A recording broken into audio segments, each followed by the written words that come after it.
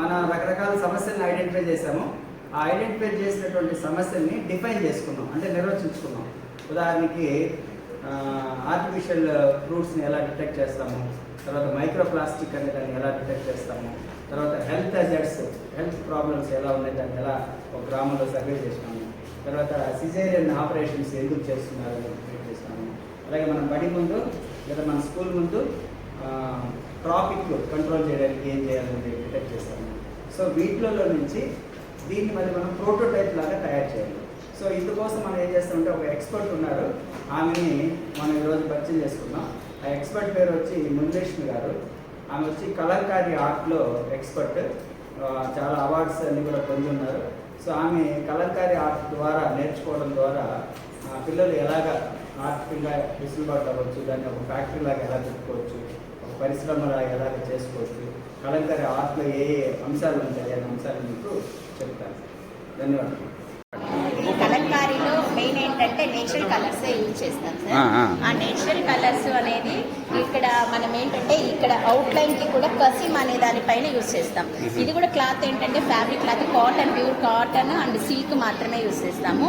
దీన్ని ఏంటంటే పాలల్లో అండ్ ఫస్ట్ వాటర్లో మిక్స్ చేసి దాని యొక్క క్లాత్ని ఒకరోజు వాష్ చేసిన తర్వాత మళ్ళీ మరుసటి రోజు పాలల్లో నాట్ హీట్ చేసి దాన్ని ఉడకపెట్టిన తర్వాత మళ్ళీ వస్తే ఈ క్లాత్ వచ్చి ఈ విధంగా అయిపోతుంది.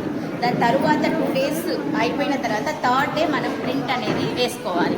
దాన్ని కూడా ఏంటంటే చింతపుల్ల ఉంటుంది కదా, దానితో మనము ఫస్ట్ అవుట్లైన్ తీసుకొని తర్వాత కసిమ్ అనేది ఉంటుంది. దాన్ని ఏంటంటే బెల్లం, ఇనుప ముక్కలు అవన్నీ కూడా మిక్స్ చేసిన తర్వాత దాన్ని లోపల పెడితే అది కొన్ని రోజుల తర్వాత అవుతుంది. దాన్ని మనం అవుట్లైన్ అనేది యూజ్ చేస్తాం.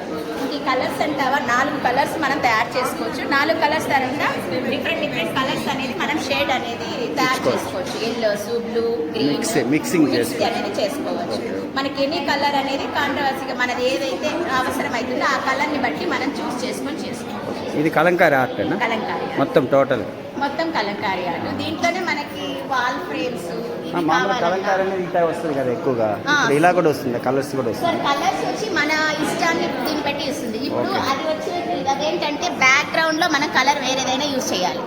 అలా బ్యాక్గ్రౌండ్ వద్దు అని అనుకుంటే వైట్ అలాగా యూజ్ చేసుకొని ఈ ఫ్లవర్స్ బొమ్మల వరకు మనం కాళహస్తి వాళ్ళు చేసేది కూడా ఇదే సేమ్. కాళహస్తి ఇప్పుడు మాది కూడా కాళహస్తి.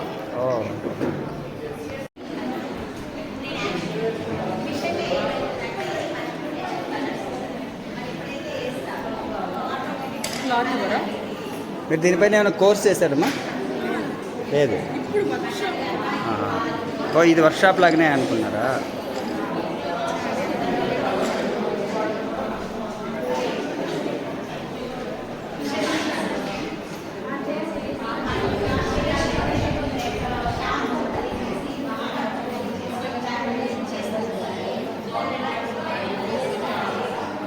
ఇది ఇప్పుడు ఫస్ట్ పెన్సిల్తో గీసుకుంటారా డయాగ్రామ్?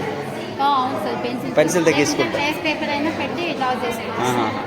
అంటే నేను అంటాము ఇవి ఇంత సౌష్టంగా రావాలంటే ఇప్పుడు ఇదేలా ఇది కూడా సైజు ఉంటుంది కదా, ఈ సైజు ఎలా చేస్తారు?